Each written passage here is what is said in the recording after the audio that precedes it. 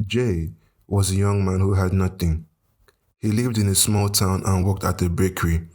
He was cleaning floors and washing dishes. Every day, he made only a few dollars, just enough to buy food and pay rent for a tiny room.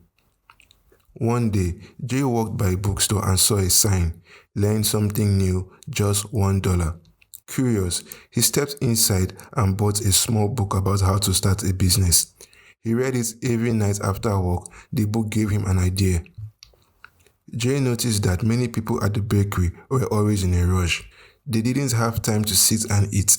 So he thought, what if I sell quick, cheap breakfast sandwiches outside the bakery? He used his small savings, only $50, to buy eggs, bread, and a portable stove. The next morning, he set up a tiny stand and began cooking.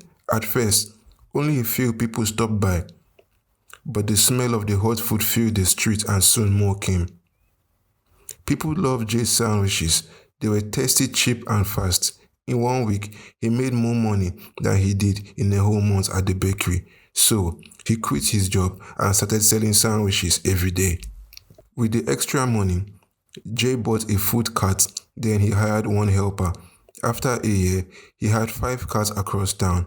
People started calling him the Sandwich King.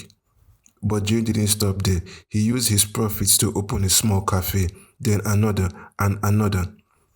10 years later, Jay owned a chain of restaurants all over the country. He helped others start their own food stands too.